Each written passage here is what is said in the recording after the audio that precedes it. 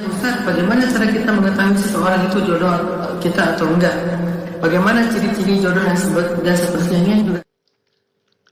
Buat teman-teman yang ingin mendengarkan kajian langsung dari Ustadz Hanan Attaqi, teman-teman bisa mengikuti cara ini. Pertama, ketika mengklik atau memutar videonya, maka teman-teman langsung klik deskripsi dari video ini. Kemudian teman-teman bisa lihat di deskripsinya ada tulisan berwarna biru. Nah, itu diklik sesuai dengan penjelasannya. Atau teman-teman bisa scroll ke bawah seperti ini. Nah, di sini ada segmen atau bagian. Nah, kalau teman-teman ingin langsung mendengarkan kajian Ustadz Hanan Attaqi, nah di sini ada segmen bagian kajian Ustadz Hanan Attaqi. Tinggal klik, maka akan langsung secara otomatis Bismillahirrahmanirrahim. Assalamualaikum warahmatullahi wabarakatuh. Semoga bermanfaat. Suatu ketika Allah Subhanahu Bismillahirrahmanirrahim. Bismillahirrahmanirrahim. Assalamualaikum warahmatullahi wabarakatuh. Sampurasun kasarena kumadamang. Bagaimana kabar teman-teman semuanya? Semoga dalam keadaan sehat walafiat ya, dan selalu ada dalam lindungan Allah Subhanahu wa taala. Baik teman-teman semuanya, bersyukur kita panjatkan pada Allah. Pada kesempatan kali ini saya Kang Lia kembali bisa menyapa lagi ya teman-teman semuanya, dan bisa bersilaturahim dengan teman-teman semuanya melalui channel Dini Hijrah ini. Dan alhamdulillah pada kesempatan kali ini pula channel Dini Hijrah kembali akan menyajikan sebuah video kajian singkat yang akan disampaikan oleh Ustadz Hanan Attaqi berkaitan dengan judul atau tema tentang jodoh ya teman-teman ya. Jadi ada beberapa anggapan ya, khususnya di masyarakat, bahwa kita bisa mengetahui ya ciri-ciri jodoh kita atau dia itu jodoh kita seperti apa ya. Bahkan sudah banyak sekali ya kalau misalkan kita lihat di sosial media maupun di berbagai platform sosial ya teman-teman. Jadi banyak yang mencirikan, deskripsikan kalau dia itu jodoh kita ya teman-teman. Nah sebenarnya gini ya teman-teman, berbicara tentang jodoh itu berbicara tentang rahasia Allah. Jadi jodoh itu sama dengan dia itu adalah rahasia Allah.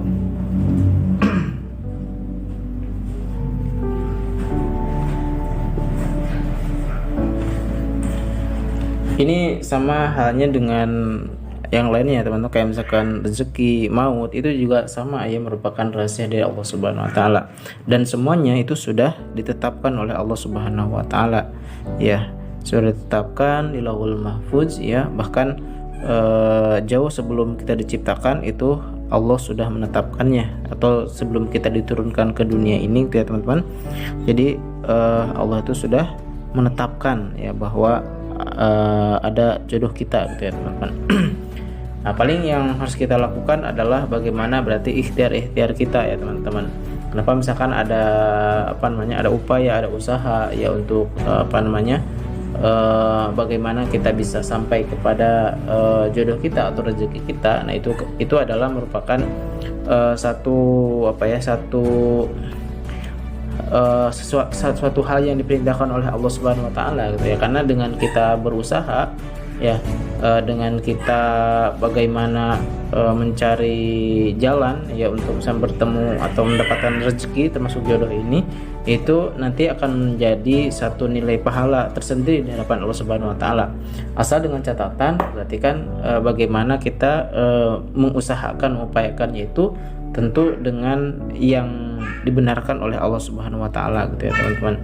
Nah, di sini juga akan dibahas ya, singkatnya tentang bagaimana apakah ada gak sih gitu ya, bisa gak sih kita tuh mengetahui bahwa seseorang itu misalkan dia itu jodoh kita ya. Nanti akan dijelaskan oleh Ustadz Hanan Attaqi ya. Bagaimana penjelasannya, kita langsung saja teman-teman simak nih, apakah benar gitu kan ada ya ciri-ciri bahwa kalau misalkan kita dekat sama seseorang ya, kita sudah merasa nyaman ya, jadi itu adalah jodoh kita seperti yang beredar ya di banyak kalangan masyarakat saat ini gitu ya teman-teman. Nah insyaallah mudah-mudahan setelah ini kita akan tahu jawabannya teman. Kita langsung saja dengarkan penjelasan dari Ustadz Hanan Attaqi tentang jodoh ini. Bismillahirrahmanirrahim. Assalamualaikum warahmatullahi wabarakatuh. Innal hamdalillah nahmaduhu wa nasta'inuhu wa nastaghfiruh wa na'udzu billahi min shururi anfusina wa sayyiati a'malina may yahdihillahu fala mudilla lahu wa may yudlil fala hadiya lahu. Rabbi shrah li sadri wa yassir li amri wahlul 'uqdatam min lisani yafqahu qawli. Qala Allah Ta'ala fil Qur'an, a'udzu billahi minasy syaithanir rajim. Bismillahirrahmanirrahim. Yarfa'illahu alladhina amanu minkum walladhina utul 'ilma darajat. Sadaqallahul 'azim. Teman-teman yang dirahmati Allah SWT, tidak penting bagi kita untuk mengetahui takdir, karena takdir itu dibahas setelah kejadian. Jadi termasuk masalah jodoh bukan hal yang penting bagi kita untuk tahu dia jodoh saya atau bukan. Yang paling penting adalah kita perlu tahu yang sedang kita jalani ini sesuatu yang Allah ridhoi atau enggak.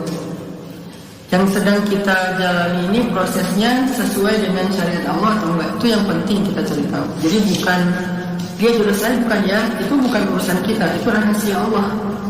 Kenapa jadi rahasia? Biar kita selalu bergantung kepada Allah.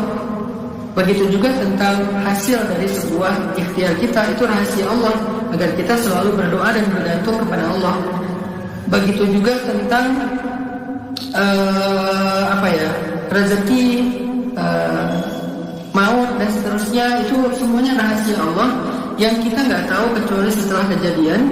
Allah sengaja merahasiakan agar kita selalu bergantung dan berharap yang terbaik kepada Allah Subhanahu wa Ta'ala.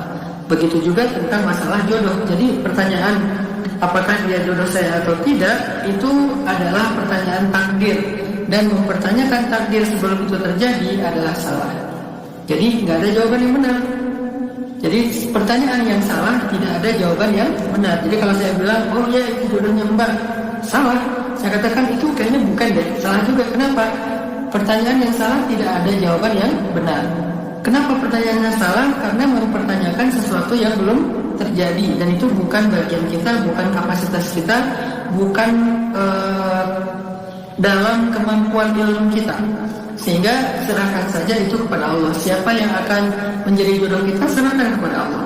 Yang harus menjadi perhatian kita, hak kita, bagian kita adalah kita coba lihat proses untuk menemukan jodoh yang kita jalani ini sesuai dengan syariat Allah atau enggak. Kalau sesuai dengan syariat Allah, dia jadi pasangan kita atau enggak, dia jadi jodoh kita atau enggak, maka kita tetap mendapatkan kebaikan di sisi Allah. Kebaikannya apa? Kalau misalnya dia jadi pasangan kita, Allah akan berikan keberkahan dalam hubungan kita. Kalau dia ternyata bukan pasangan kita, nggak berjodoh, maka Allah akan menggantikan untuk kita yang lebih baik. Kenapa bisa kayak gitu? Semuanya baik karena kita menjalaninya dengan cara yang Allah ridhoi. Makanya ini yang perlu kita perhatikan. Jadi bukan sibuk dengan hal-hal yang sifatnya gaib yang kita nggak ngerti, tetapi kita fokus kepada hal yang menjadi bagian kita. Itu yang pertama tentang masalah jodoh, karena udah banyak banget yang nanya ke saya, Ustaz, bagaimana cara kita mengetahui seseorang itu jodoh kita atau enggak? Bagaimana ciri-ciri jodoh dan seterusnya? Ini juga ada nih pertanyaan ketiga. Jadi itu kita nggak perlu cari tahu apakah dia jodoh kita atau enggak. Kita hanya perlu memastikan ikhtiar, usaha kita dalam menemukan jodoh itu caranya udah benar sesuai dengan tuntunan syariat Allah. Kalau udah benar sesuai dengan tuntunan syariat Allah, nggak pacaran, nggak pura-pura dekat, nggak pacaran tapi dekat gitu, nggak pacaran tapi akrab, nggak pacaran tapi intimate. Jadi kalau bahasa dulu tuh teman tapi mesra misalnya, nggak pacaran tapi mesra, ini sama aja, walaupun berstatusnya bukan pacar, tapi apa yang kita lakukan itu ya sama aja dengan orang yang pacaran atau bahkan lebih. Sehingga bukan tentang status ataupun nama, lebih kepada substansinya, prakteknya gimana. Kalau misalnya kita membangun hubungan dengan orang tertentu secara syariat, misalnya melibatkan pihak ketiga, yaitu orang tua kita atau guru kita, kemudian ada mediator, tidak berduaan, baik secara langsung atau secara online. Apa yang kita lakukan itu jika masih dalam koridor syariat, maka pasti hasilnya baik. mau dia jadi jodoh kita atau enggak, tetap hasilnya baik. Kalau dia jadi jodoh kita, maka Allah akan jaga pernikahan kita dengan keberkahan sampai kita tua. Kalau dia bukan jadi jodoh kita, maka Allah akan ganti dengan yang jodoh kita dan lebih baik, insya Allah. Ini jawaban pertama.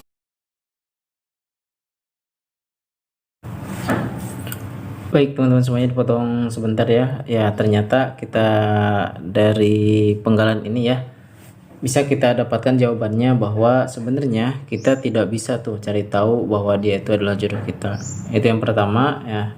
Hal yang kedua adalah karena mencari tahu bahwa dia itu adalah jodoh kita atau bukan, itu adalah sesuatu yang sebenarnya kalau tadi kata Ustadz nanti itu salah gitu ya, karena itu berbicara atau membicarakan tentang takdir ya, sementara takdir itu dibicarakan ketika sudah terjadi.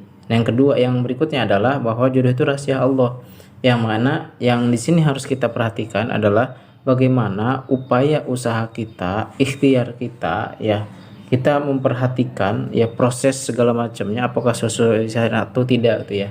Karena kalau misalkan sesuai syariat, insya Allah ya apapun hasilnya itu pasti baik gitu ya teman-teman.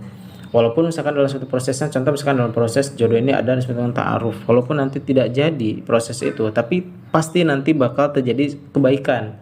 Jadi tidak seperti yang dilarang oleh Allah gitu ya. Walaupun jadi justru misalkan ada seorang yang melakukan hal yang dilarang oleh Allah, kemudian dia berjodoh misalkan ya. Nah walaupun jadi, nah itu tuh pasti nanti tidak ada keberkahan di dalam rumah tangganya. Nah gitu ya teman-teman. Nah makanya dalam Islam karena semua sudah diatur ya, termasuk dalam masalah jodoh ikhtiarnya, maka kita fokuskan ke sana gitu ya. Bagaimana berarti karena kita mau ibadah kepada Allah, karena kita ingin berbakti kepada Allah, maka dalam urusan ini pun termasuk jodoh ya, ataupun masalah lainnya termasuk rezeki pun ya harus sesuai dengan aturan Allah atau syariat Allah, supaya amalan-amalan kita bernilai ibadah di hadapan Allah, apalagi terkait dengan urusan jodoh ini ya teman-teman. Oke, kita lanjutkan lagi ya teman-teman pembahasannya dari Ustadz Hanan Atak. Yang kedua adalah apa yang harus saya lakukan Ustadz? Apakah saya harus tetap menunggunya atau meninggalkannya? Dua-duanya Mbak yang lebih tahu. Coba tanya ke hatinya, kira-kira rasanya seperti apa di dalam hati. Apakah di dalam hati ada rasa yang sepertinya ngeklik, maka tunggu. Kalau di dalam hati mulai ragu, maka tinggalkan. Tetapi apapun keputusannya, menunggu atau meninggalkan, perhatikan cara kita. Kalau kita menunggu, perhatikan bagaimana cara kita menunggu, bagaimana kita menjaga hubungan, bagaimana cara kita berkomunikasi. Perhatikan, balik lagi kepada poin yang pertama tadi. Kalau kita meninggalkan, artinya kita nyerah, kita mencari yang lain aja, juga perhatikan bagaimana caranya. Jangan sampai kita meninggalkan seseorang dengan membuka aibnya, meninggalkan seseorang dengan menjelek-jelekannya, memfitnahnya, memutuskan silaturahim keluarganya dan seterusnya. Kalau ini juga meninggalkannya juga bukan kebaikan. Makanya yang paling penting adalah caranya yang kita perhatikan. Pertanyaan yang berikutnya, seberapa banyak batasan dalam sholat istiqoroh? Tidak ada batasan. Kita boleh melakukannya beberapa kali, tetapi biasanya Nabi melakukannya hanya maksimal 3 kali saja. Jadi nggak perlu sampai sekian banyak juga, tapi tidak dilarang. Kemudian bolehkah mengirimkan salawat dan al-fatihah untuk orang yang kita inginkan sebagai jodoh kita? Bukan mengirimkan, lebih tepatnya kita perbanyak aja salawat dan membaca Al-Quran. Insya Allah siapapun yang menjadi jodoh kita akan Allah dekatkan. Siapapun yang menjadi jodoh kita akan Allah mudahkan. Siapapun yang bukan jodoh kita akan Allah jauhkan dan Allah jaga supaya tidak menjadi fitnah. Jadi bukan mengirimkan salawat dan al-fatihah ke orangnya, apalagi orang yang masih hidup, tetapi justru memperbanyak salawat dan membaca Al-Quran mulai dari al-fatihah dan seterusnya, agar Allah memudahkan segala urusan kita. Gitu ya Mbak. Baik, oke teman-teman semuanya, itulah tadi ya pembahasan singkat dari Ustadz Hanan Ataki ya tentang rahasia jodoh ini. Ya jadi kalau misalnya kita simpulkan bahwa jika kita ingin mendatangkan jodoh kita atau ingin segera bertemuan jodoh kita, maka sebenarnya kita tidak usah menebak-nebak ya teman-teman, tidak usah menebak-nebak bahwa dia jodoh kita atau bukan dengan sekarang beberapa karakter ada kesamaan dan lain sebagainya. Nah justru itu tidak mesti difokuskan, karena berbicara tentang dia jodoh kita atau bukan itu adalah berbicara tentang takdir Allah Subhanahu wa taala yang sudah seperti yang sudah diungkapkan tadi ya teman-teman. Nah, yang harus kita fokuskan adalah bagaimana berarti kita bisa menjalankan proses ya untuk mendekatkan keluarga jodoh kita itu dengan proses dengan cara yang dibenarkan oleh Allah Subhanahu wa taala.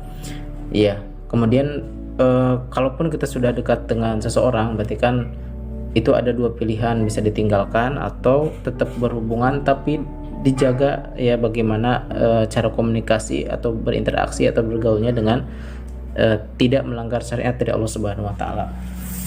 Ya, bisa juga kita melakukan sholat istikharah ya teman-teman. Jadi tidak ada batasan ya, kalau tidak dijelasan sholat istikharah tidak ada batasan, silahkan saja. Ya, selama misalkan masih belum yakin, ya masih belum ada ketetapan dalam hati misalkan ya, maka tetap istikharah. Nah, kemudian bagaimana kalau misalkan kita boleh kita mengirimkan ya doa, Fatihah segala macam buat seseorang ya supaya kita jodoh kita ya, tadi sudah dijelaskan teman-teman ya.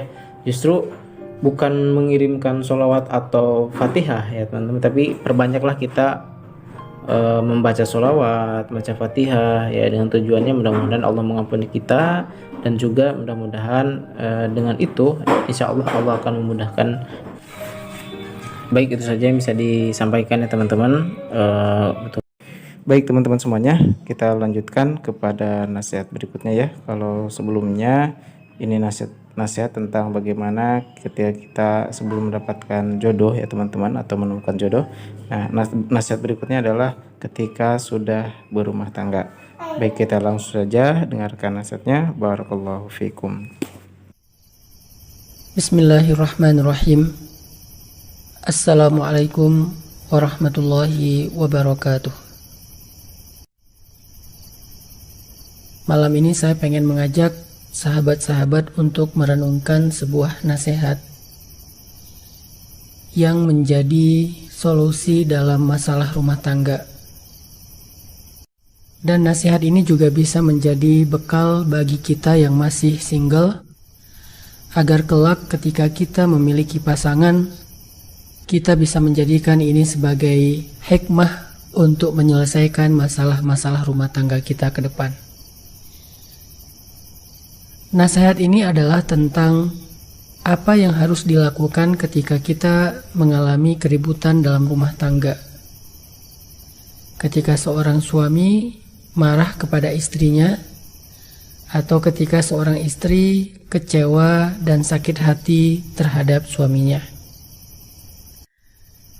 Kadang ada keributan yang kita masih mampu menahan diri sehingga kita lebih memilih untuk diam.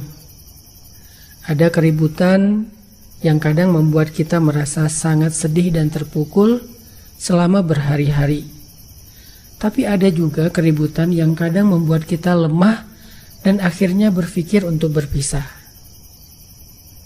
Maka apa nasihat dari Allah agar kita bisa tetap mempertahankan rumah tangga kita seberat apapun ujian keributan pasangan di dalam rumah tangga itu? Allah Subhanahu wa taala mengajarkan kita tentang cara menyelesaikan masalah rumah tangga itu di dalam Al-Qur'an surat An-Nisa ayat 35, di mana Allah Subhanahu wa taala berfirman, "Wa in khiftum shiqaqa bainihima fab'atsu hakaman min ahlihi wa hakaman min ahliha yurida islahan yuwaffiqillahu bainahuma innallaha kana aliman khabira." Jika kalian takut terjadi perceraian di antara mereka berdua, maka utuslah seorang yang bijak dari pihak suami dan seorang yang bijak dari pihak istri. Jika keduanya menginginkan perdamaian di antara suami istri itu, maka Allah akan memberikan petunjuk kepada mereka berdua.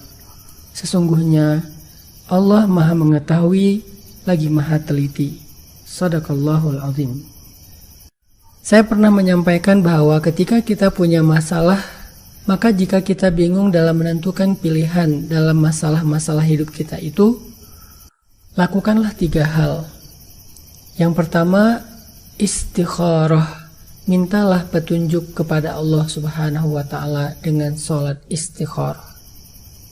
Yang kedua, istisyarah. Mintalah nasihat-nasihat yang baik kepada orang yang lebih bijak yang kita kenal dan kita percaya. Dan yang ketiga, istifta. Mintalah fatwa tentang urusan fikih kepada ulama-ulama yang mengerti tentang masalah fikih.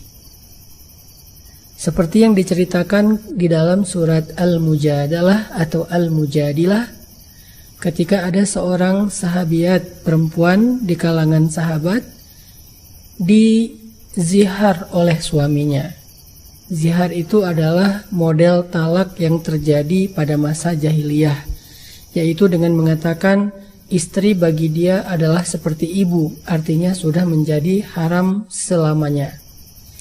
Maka perempuan ini datang kepada Nabi untuk istifta, meminta fatwa kepada Nabi. Apakah ucapan suaminya tersebut sudah menjatuhkan talak 3 untuk dirinya atau tidak?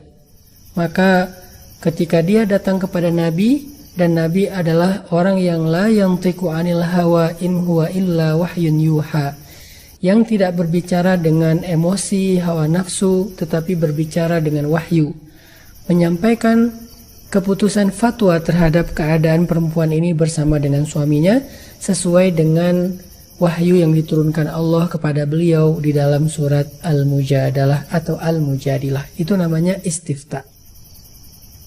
Makanya penting bagi kita untuk meminta pendapat fikih dari para ulama-ulama fikih tentang masalah pribadi kita, masalah kehidupan kita, rumah tangga kita, ataupun pekerjaan kita.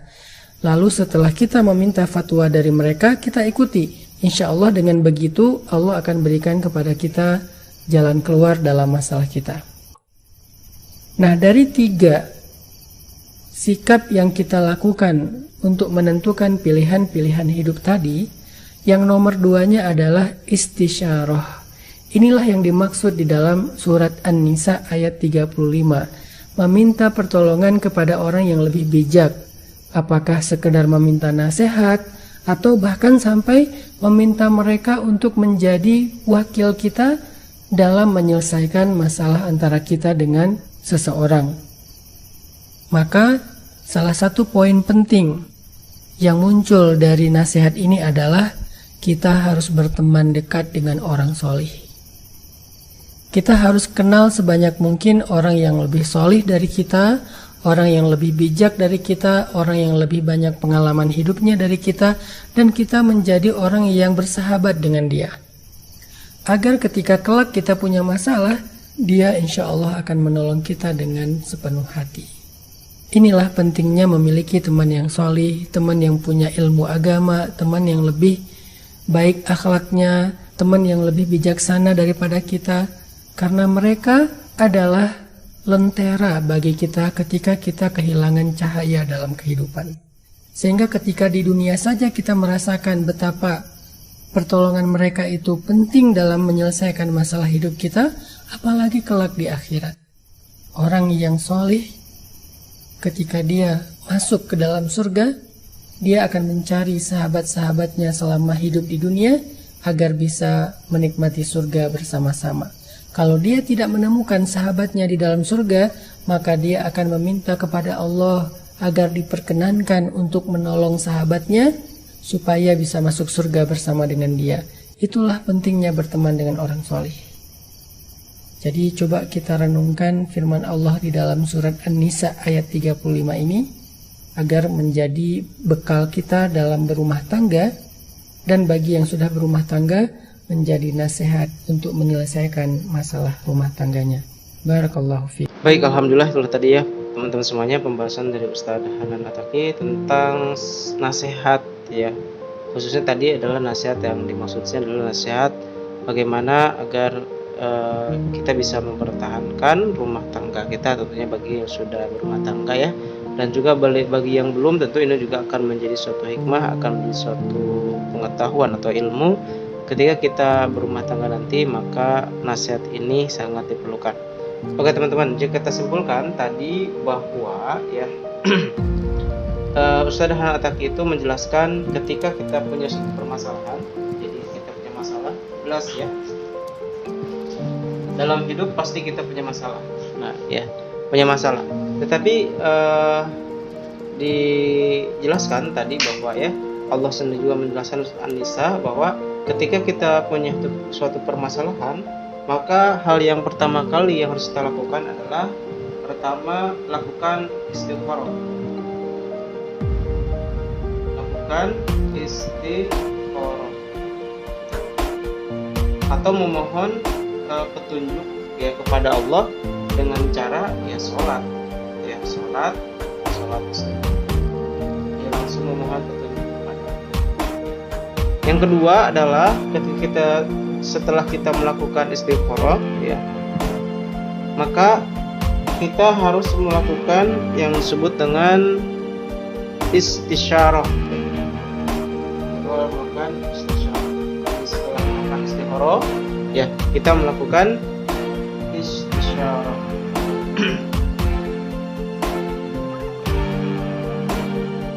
Atau meminta nasihat ya kepada orang-orang atau teman-teman yang lebih bijak daripada kita gitu ya, atau kepada teman-teman kita yang punya pengalaman atau punya ilmu yang lebih banyak tentunya ya, khususnya di ilmu agama.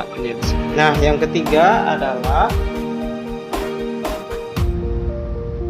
melakukan istifta ya teman-teman. Istifta. Apa itu istifta? Ya kalau yang dijelaskan tadi di surat An-Nisa itu adalah dulu ada seorang sahabat yang dia melakukan jihar ya kepada istrinya ya. Itu salah satu talak ya, jihar itu dia menyamakan ya istrinya dengan ibunya ya. Sehingga turun tadi surat Al-Mujadilah tadi. Istifta tuh kemudian ya tadi salah satu dari keluarga tersebut melakukan atau meminta melakukan istifta ya, atau meminta fatwa ya, meminta fatwa kepada Rasulullah SAW. Kalau sekarang berarti ke siapa? Kalau sekarang berarti ya meminta kaidah-kaidah ya dalam fikih berarti ya kepada para atau kepada alim ulama atau orang-orang yang berilmu ya. Nah, bedanya dengan istisyarah, berarti kalau istisyarah adalah meminta nasihat ya kepada teman-teman kita ini ya. Nasihat kepada teman kita yang lebih soleh ya, yang lebih banyak pengalamannya gitu ya. Jadi kalau misalkan istifta itu datang ke seorang ustadz misalkan ya, kalau sekarang ya seorang ustadz ataupun kiai kemudian bertanya tentang fikihnya, bagaimana misalkan untuk menyelesaikan satu permasalahan yang sedang dialami ya, apapun permasalahannya baik rumah tangga misalkan ataupun yang lainnya gitu ya teman-teman. Jadi insya Allah dengan 3 hal ini ya masalah kita akan selesai ya. Pertama dengan istikharah, kemudian istisyarah, yang ketiga berarti dengan istifta. Nah itu ya teman-teman nasihat yang tadi dijelaskan, mudah-mudahan nasihat ini bisa menjadi bekal buat kita semuanya ya dalam menjalankan kehidupan kita, sehingga ketika permasalahan datang kepada kita mampu melakukan 3 poin ini ya untuk bisa menyelesaikan, dan semoga Allah memberikan petunjuk ya.